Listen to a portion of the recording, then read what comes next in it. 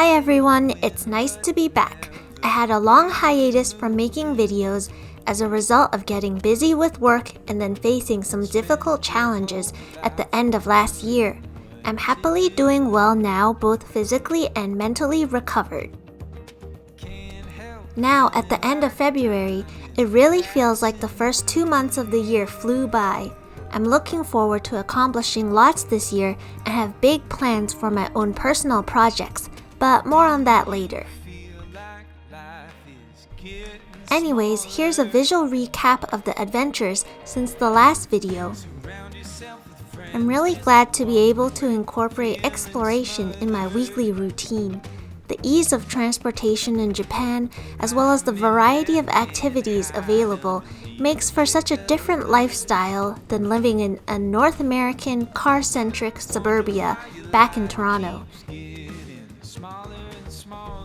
If you love picture books and the world of children's illustrators like me, then you'll want to check out the store called Ehons, which specializes in Japanese children's books themed merchandise. There are several locations in Japan, but I visited the one by Tokyo Station. On this day, I was particularly scouting out my favorite illustrator, Yoshitake Shinsuke's gacha art card. Is it time we get going? You can lead a horse to water, but you can't make him swim. You can lead a horse to water, but you can't make him swim. And everything that we were taught it didn't sink in. Here's a small painting I did just for fun. It reflects my fear and hatred of pigeons, and I experimented with using a more subdued, sophisticated color palette. For me, making personal pieces is closely linked to how I'm feeling. In a way, I place myself into the characters I'm drawing, and I find it helpful to imagine what sort of facial expressions I would make to envision how I would depict the character. After this painting, I took a break from personal work for a while as my focus shifted to navigating bigger challenges.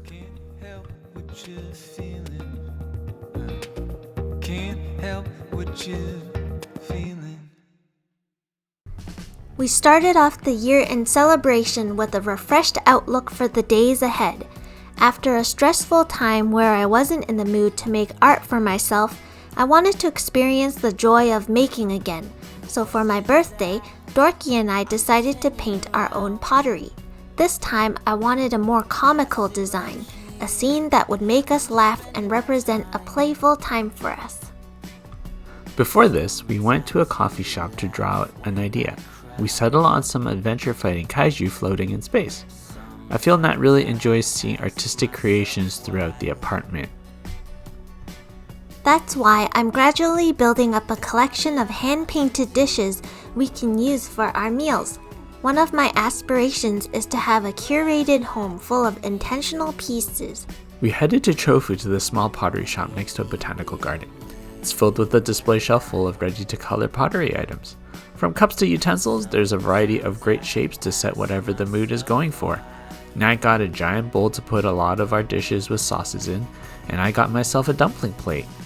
We headed to the stalls where the paintbrushes were dipped in different colors and started sketching our ideas in pencil.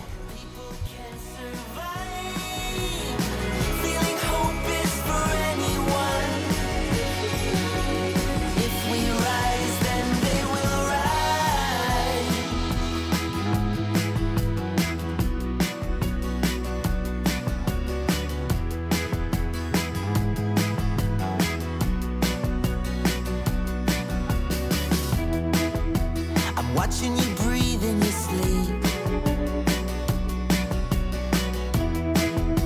I'm thinking you mean so much to me. Sometimes it feels like it's so. This was our second visit, and I came prepared this time with my own thin brush. Previously, we had made a card-captor Sakura plate with us as Sakura and Shaoran, but using the default brushes were thick, so the drawing then became too bold to appreciate. I knew I wanted to create a bowl that focused more on line art, and capture more intricate details, so using my own brush really helped me get closer to the style I was looking for. We took turns to carefully paint in the details. It was quite hard to get a comfortable position for the hand while taking care not to smudge the paint.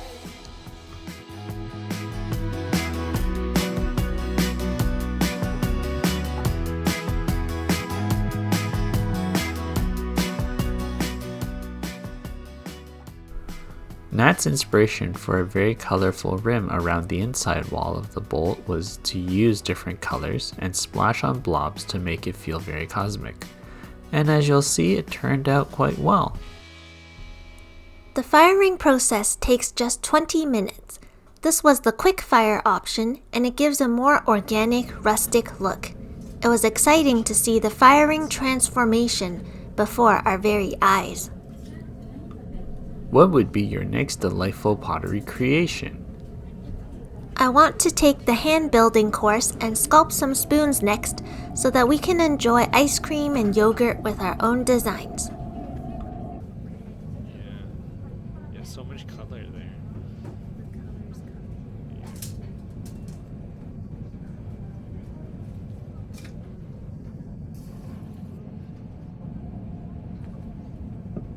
Did I leave the paper with you?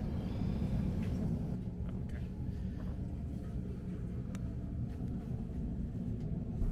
For me, I wanted a simple, easy-to-eat dish, and this dumpling dish was a great starting point. It featured bold color rim, and the characters make it so eating looks fun.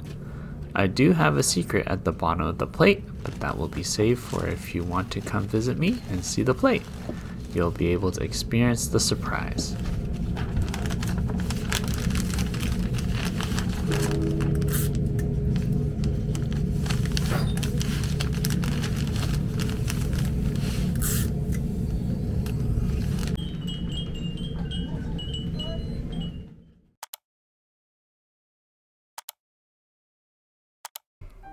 Another side project I've been working on is a collection of comics called Japan Lifelog. These stories recount our encounters living in Japan, and in particular, I reflect on the unique differences I felt from east to west. In this story, we have observed a culture of free items in our neighborhood. People will leave boxes and signs with "Gojiyu ni douzo," which means feel free to take. In this comic, I thought I came across a garage sale and tried to ring the doorbell of the house to buy their furniture. No one answered, so I left a note and returned in the evening with Dorky. The neighbor later informed us that the family moved and the furniture was actually free to take. So on a hot, muggy summer night, we lugged 3 heavy shelves home. I hope to release a book in the future, so for now I'll just share snippets like this from time to time.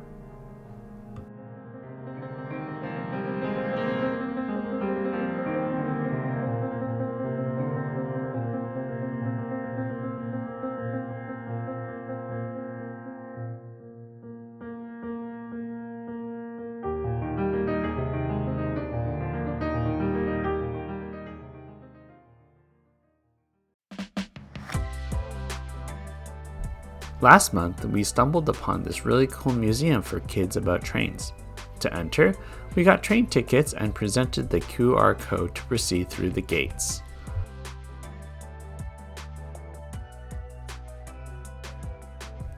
There were interesting train artifacts sprinkled throughout. We got to see many models of trains, and some were operable. Driving was quite easy, with lever pull and holding of the thrust position to ensure a smooth ride. Indicators helped direct travel speed and when to stop to ensure the correct platform to train alignment.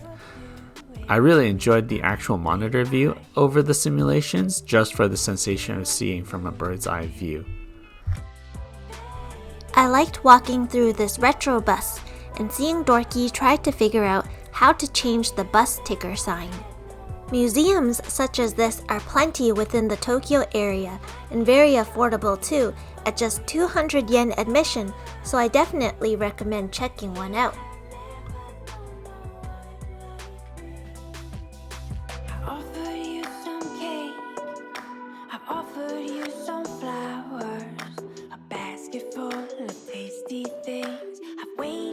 We like to check out flea markets from time to time, and at the start of the month, we went to a big one at a stadium. I often use Copic markers in my art, so I was very glad to find these miniature versions. I was really surprised to actually get the complete set with all the variants. My favorite part was setting up the markers in their own little case, just like the real thing sold in stores.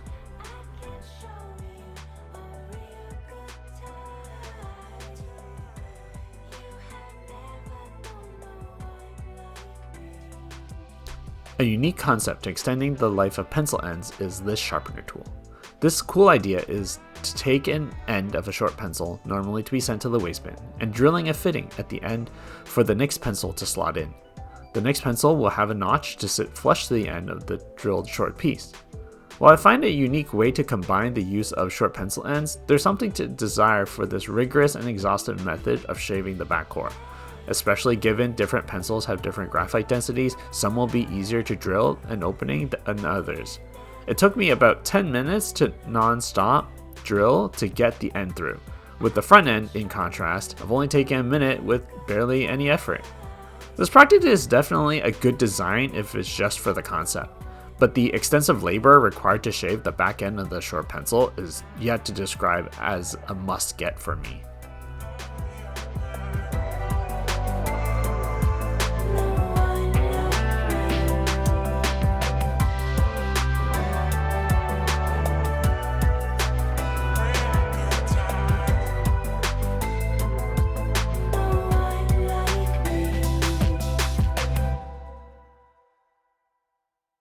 We reached the long painting portion of the video. I'm working on pages of my upcoming nonfiction book, which introduces readers to cultural celebrations and customs in Hong Kong. Aside from major public holidays, I wanted to also explore more family-centric traditions. In this illustration, I'm drawing the practice of having a baby picked from a variety of objects as a fun way to fortune-tell their future career and personality. As it's quite a crowded and lively composition, I needed to work out a digital draft first, which I then traced to refine the line work. This LED trace pad is a tool I often use in my picture book making process.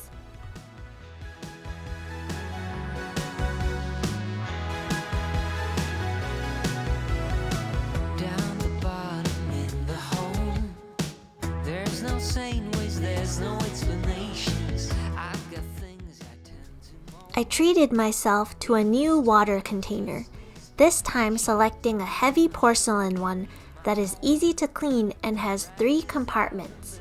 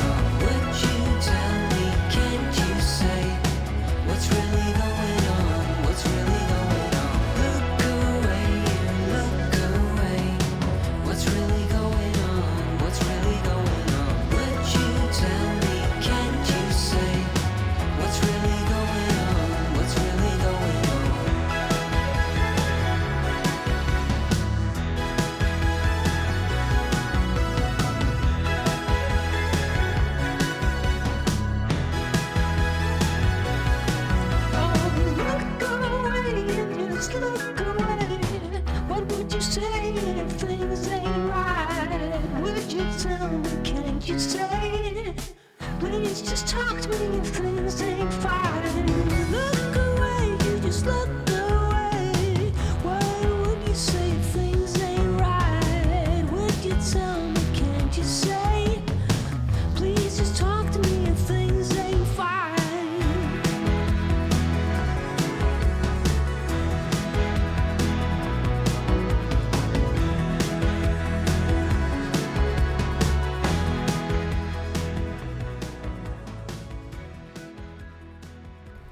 The animals are painted quite colorfully, so I wanted to have a more refined color scheme in their clothing to achieve a more cohesive overall look. Using these helpful color palette books, I selected one that has a subdued pastel scheme, so as to not to visually overtake the colorful animals. I matched these colors as close as I could with my Copic markers.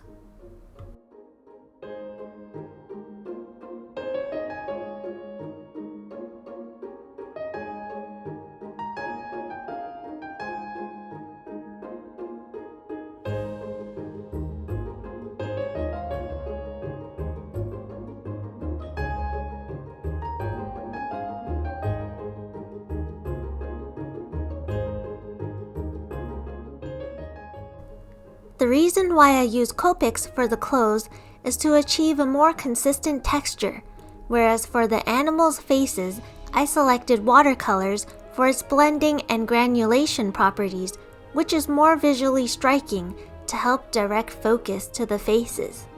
Sometimes I find if an entire illustration has only one texture, especially if it's a distracting texture, it's harder to pinpoint the focal point of the composition.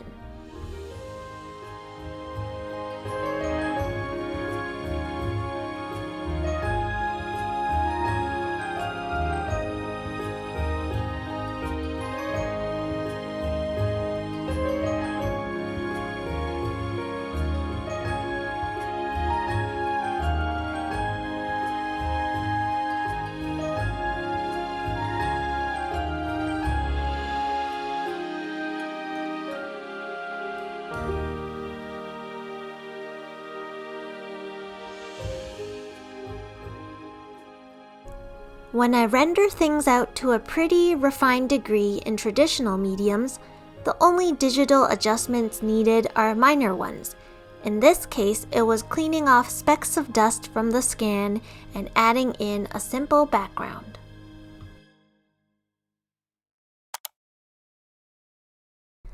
Sometimes, instead of making illustrated pieces, I also enjoy crafting.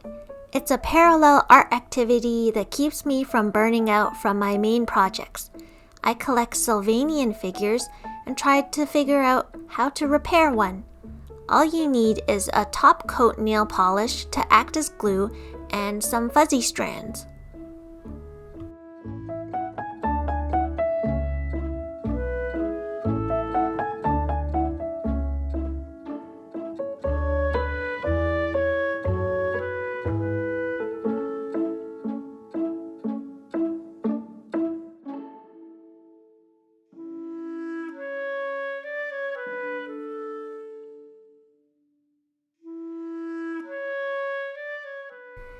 I think they turned out quite well, and I've already collected a few more which I hope to restore. Thanks for hanging out with me for this catch-up, and I'll see you in the next one. Bye!